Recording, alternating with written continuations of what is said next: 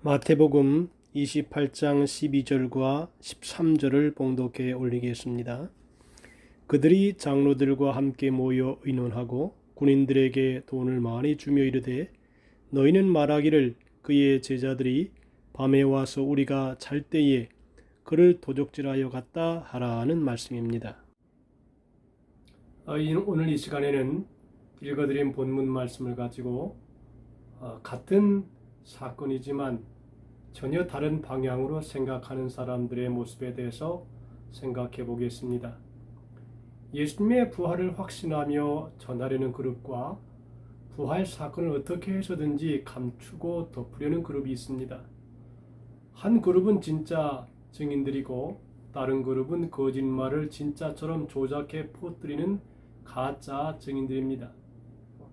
예수님을 만난 여인들의 부활의 기쁜 소식을 가지고 제자들에게 달려간 그때에 파수를 보던 사람들 가운데 몇 명이 성에 들어가 대제사장들에게 예수님이 부활하실 때 일어난 일들을 보고하였습니다.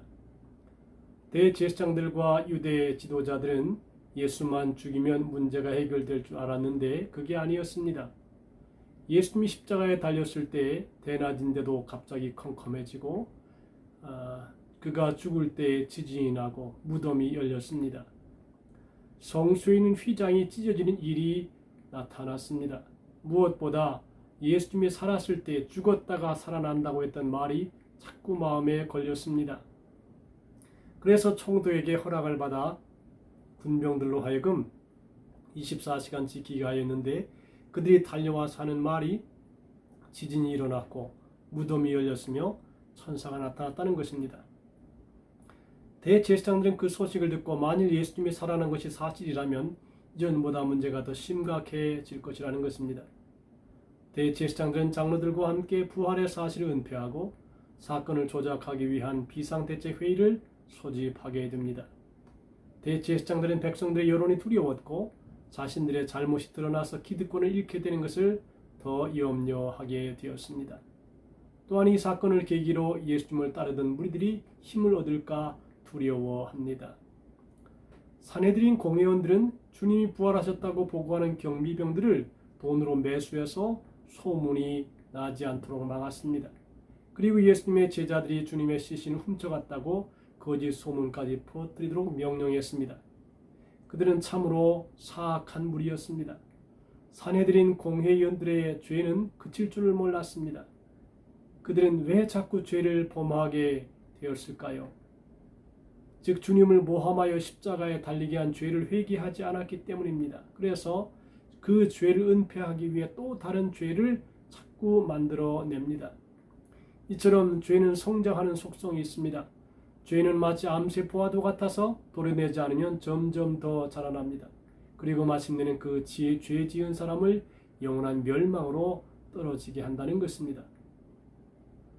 마치 암세포가 다 자라면 사람을 죽게 하는 말입니다. 그러므로 만일 우리가 죄를 범하게 된다면 그 즉시 회개함으로 죄를 우리 안에서 제거해야 합니다. 아무리 작은 죄라도 그대로 놔두면 나중에 치명적인 결과를 가져다 줍니다. 그러므로 우리가 이 사실을 명심하여 아주 미미한 죄라도 즉시 회개하고 죄가 내 안에서 장성하지 않도록 예방하는 지혜로운 삶을 살아야 된다는 것입니다. 뇌물을 받고 거짓을 퍼뜨리는 군병들, 부활의 소식을 감추려고 수단과 방법을 가리지 않는 대제사장과 장로들이 하나같이 마귀의 하수인이 되었습니다. 그들은 은밀하게 행하였으나 하나님은 그들의 행위를 기록을 통해서 만천하에 드러내셨습니다. 그 사건이 벌어진 후 2000년이 흘렀지만 우리는 성경을 통해서 그들이 거짓으로 소문을 퍼뜨린 것을 잘 알고 있습니다. 마태복음에만 이 사실이 기록된 이유는 마태복음의 독자들이 주로 유대인이요 마태는 이 복음서를 통하여 예수님의 시선을 제자들이 훔쳐갔다는 소문이 사실이 아님을 밝히기 위한 것이었습니다. 하나님의 역사가 있는 곳에는 사탄의 방해도 있기 마련입니다. 그러나 마귀가 아무리 방해를 할지라도 하나님의 역사는 하나님의 뜻대로 하나님의 사람들을 통해서 이루어집니다. 예수님의 부활 사건은 처음부터 많은 반대자와 거짓 소문 그리고 의심에 의해 공격을 받아왔고 오늘날도 예외는 아닙니다. 그러나 부활의 역사는 빛과 같아서 어둠이 이기지 못합니다. 과거를 살펴보면 종려 주일만 해도 제자들은 예수님을 따라 호산나 외치던 무리 사이를 누비며 의기양양하게 예루살렘 성안으로 들어갔습니다. 예수님 때문에 한 자리 차지하겠다는 기대도 있었습니다. 그러나 며칠이 못되어 예수님은 유대인 관원들과 로마 당국자들에 의해 체포되었고 재판을 받고 십자가형에 처해진 뒤 아리마대 요셉의 무덤에 장사되었습니다. 3년 동안 12명이 예수님과 더불어 동고동락하였는데 가룟 유다는 예수님을 배반하고 떠났습니다. 갈릴리를 떠날 때는 예수님과 더불어 갔으나 갈릴리로 돌아올 때는 예수님 없이 옵니다. 갈릴리는 가룟 유다를 제외한 다른 제자들의 육신의 고향이요 마음의 고향입니다.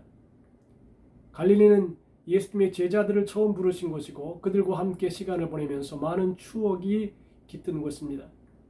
11명의 제자들이 제 갈 길로 가지 않고 함께 갈릴리로 왔다는 사실입니다. 그들이 흩어지지 않고 예수님의 말씀에 순종하여 함께 있었을 때 예수님은 그들에게 나타나셔서 귀한 사명을 주셨습니다. 마태는 예수님의 명하시던 산에 이르렀더니 예수님이 그들에게 나타나셨고 제자들은 기쁨과 경외감을 가지고 부활하신 예수님께 경배하였습니다. 그 중에 의심한 자들도 있었다고 그랬습니다. 여기서 의심하다는 말은 주저하거나 망설인다는 뜻입니다. 이것은 자기들 앞에 나타난 사람이 과연 십자가에 달리셨던 예수님인지 확신하지 못했기 때문입니다. 예수님의 제자인 도마도 다른 제자들이 예수님이 다시 사셨다는 말을 하였을 때 내가 그 손의 못자국을 보며 내 손가락을 그 못자국에 넣으며 내 손을 옆구리에 넣어보지 않고는 믿지 아니하겠노라고 합니다. 예수님의 말씀이나 제자들의 증거보다 자신의 눈과 손을 더 의지하겠다는 불신앙의 모습을 보였습니다. 그러나 막상 예수님이 그의 앞에 나타나시자 나의 주 나의 하나님이라는 어느 누구도 해보지 않은 위대한 고백을 하였습니다. 예수님을 가까이 섬기던 제자들 중에 의심하는 자들이 있었다는 것은 부활을 믿는 것이 쉽지 않다는 것을 보여줍니다. 이들의 모습이 또한 우리의 모습이 될 수도 있습니다. 교회는 다양한 배경을 가진 사람들이 모이는 곳이라 말도 많고 주장도 많고 갈등도 있기 마련입니다. 그러나 주님께 영광을 돌리고 주 안에서 하나됨이란 공동 목표를 가지고 서로 이해하고 양보하고 섬기며 나아가야 합니다. 어려움은 있으나 끝까지 예수님을 바라보며 하나가 되어 함께 나가는 공동체를 통해 하나님은 역사하십니다. 그 후에 제자들은 성령의 충만함을 받고 은혜를 받아 거의 다 주님을 위해 순교했습니다. 사명자의 삶을 살아가는 것입니다. 제자들은 분명히 부활하신 그리스도를 보았고 그 부활하신 주님을 목숨을 걸고 전파했던 것입니다. 예수 그리스도의 부활이 아니라면 제자들의 극적인 변화를 설명해 줄 수 있는 것은 아무것도 없습니다. 그래서 부활하신 주님을 믿고 나아가는 것입니다. 그 믿음을 통해 하나님은 일하십니다. 오늘도 여러분 그 믿음으로 승리하는 하루의 삶을 살아가시기를 예수님의 이름으로 축복드립니다.